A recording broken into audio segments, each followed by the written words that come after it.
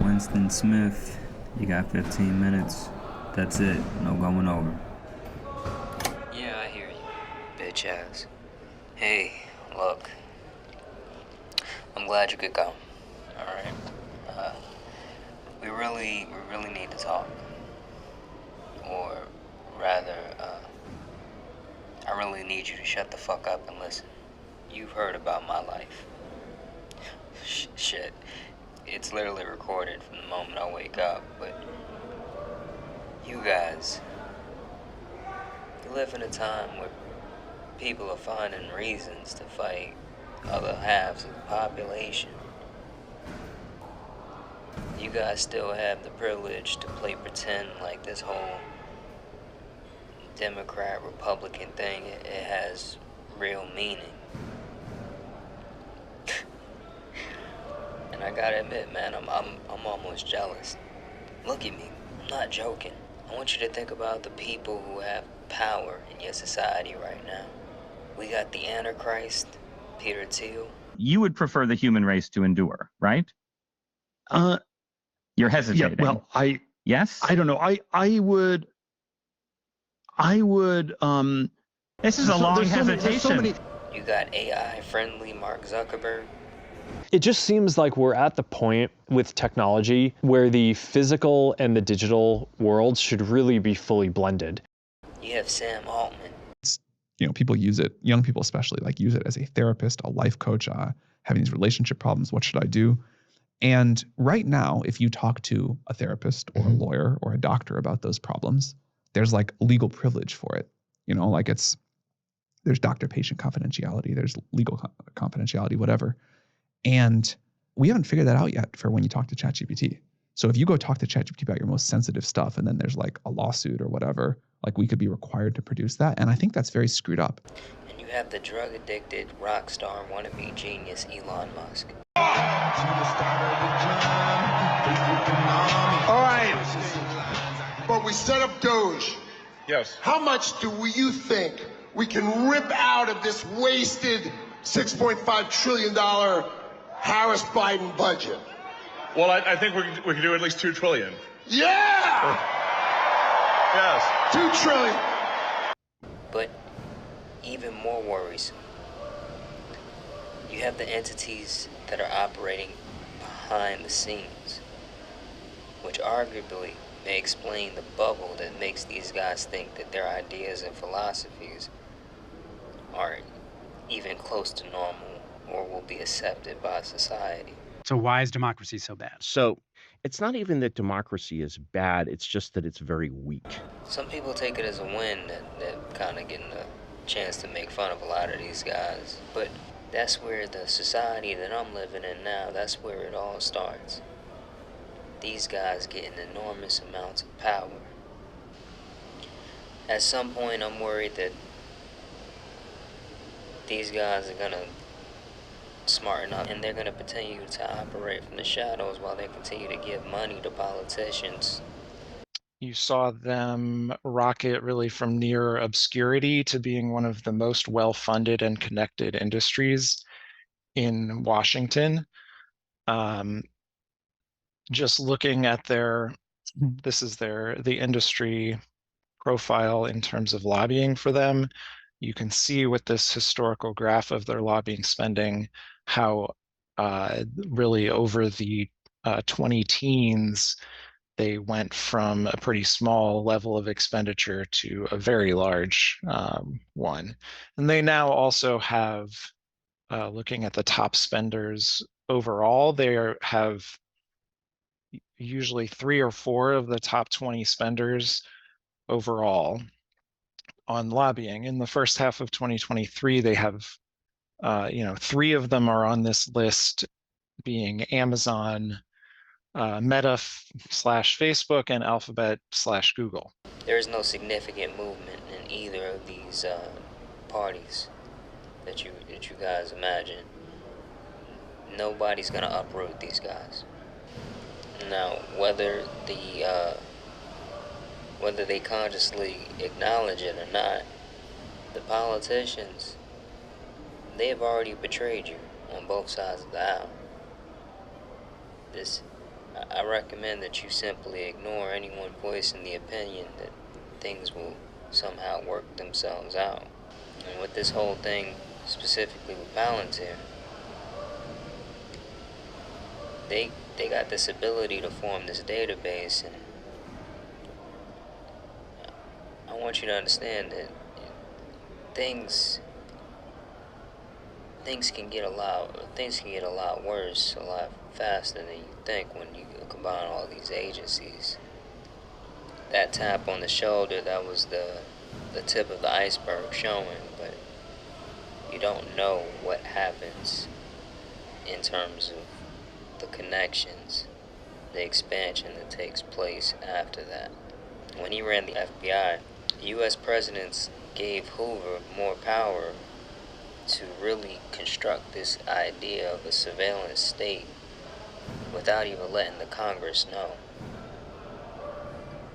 So, and I want you to understand something, that if you think that somehow the opposite political party is going to come in and dismantle this thing, specifically when it comes down to the tech guys, the tech industry in general, they actually have a stronger lobbying background, or they may have a stronger lobbying background in the Democratic Party. Things kind of get messy, even when you're dealing with somebody in an organization like Open Secrets nowadays, because these guys got their hands in a lot of different pots.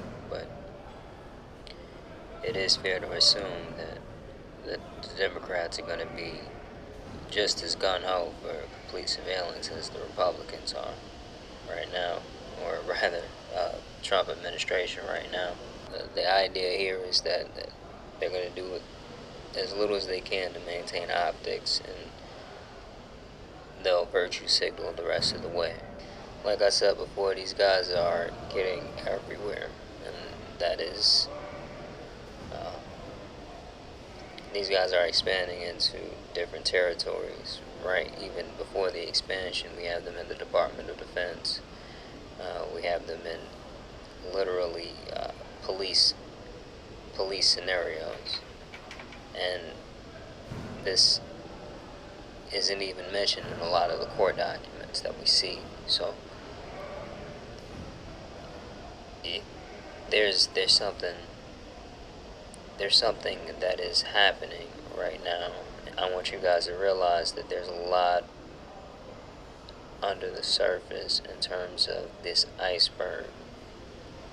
You'll see them advertise this idea of surveillance state as a variety of things, and I want you guys to understand that this idea that increasing the surveillance is going to increase the safety and security of you and your loved ones, that is, there's a stark reminder that we all know about, or at least most of us should know about, right? And when it comes down to it, they're just trying to make sure the criminals that benefit them and their depravity, they'll be okay. They'll be able to operate. They just need to make sure that the low-class criminals, right, the criminals who can't afford to donate to campaigns or benefit large banks, they need to make sure that those criminals get caught. And the issues that we're facing now, it's not one failure, right? The issues that you guys are looking at today, it's not one failure. It's not one corrupt politician. It's not one bribery, not one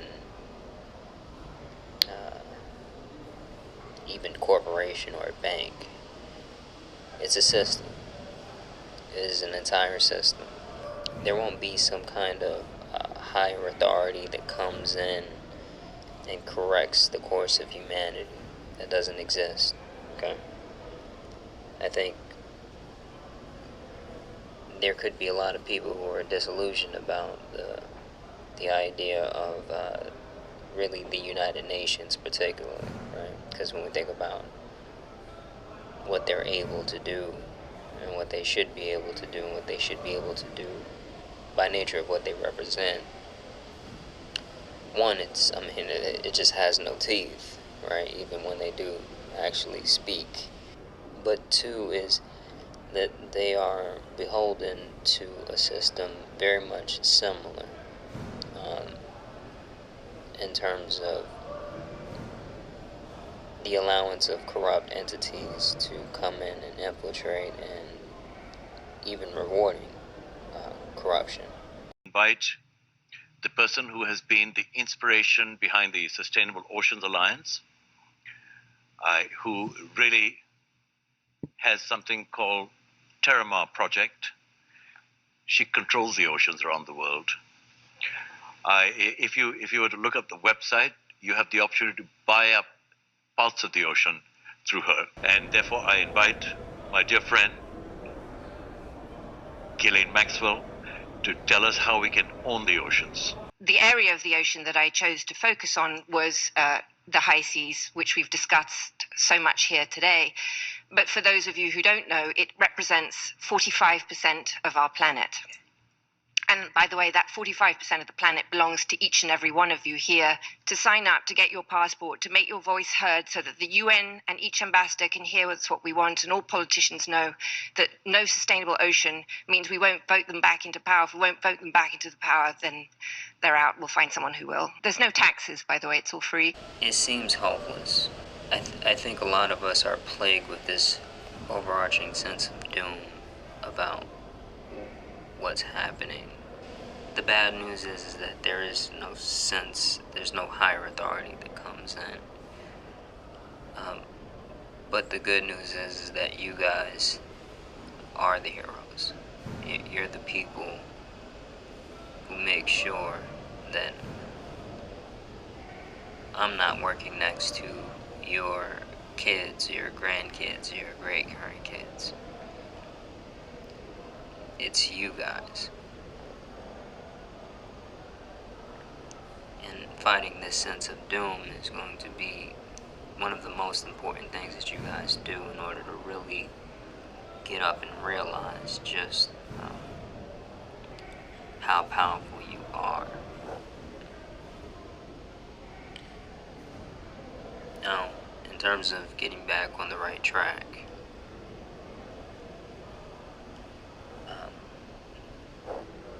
this of course means that you can't stay passive as a society of people,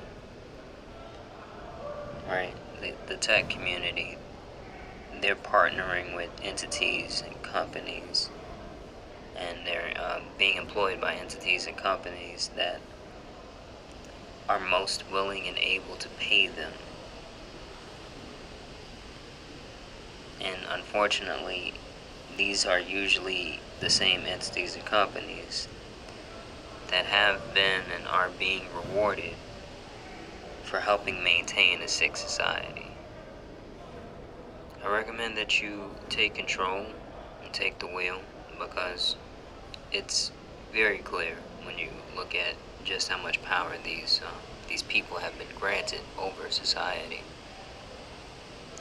that you have been sold, and you are being sold by your politicians. I'm not going to say you have been sold.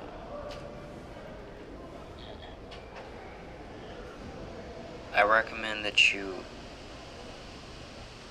act with the goal of really repairing your relationship with technology, because I don't think it's practical to think that you're going to go back to an Amish community lifestyle, but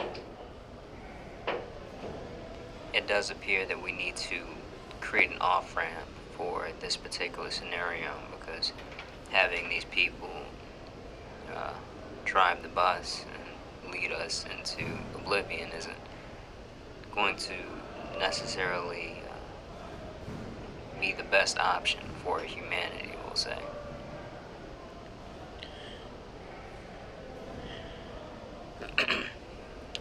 And in this repairing of technology, I would honestly recommend that you guys focus particularly on this idea of creating networks, computer or internet networks, or whatever kind of network comes out. Creating networks and grading them and really rewarding them based on their ability to connect people in the 3D, or connect communities in the 3D world. And I think that'll solve a lot of the problems, but guys, I'm out of time, and but I'm doing okay in here. Okay. And I just met this girl, Julia, and I might like her. I'll tell you about her. I'll tell you about her next time. But I've got to go. Good luck.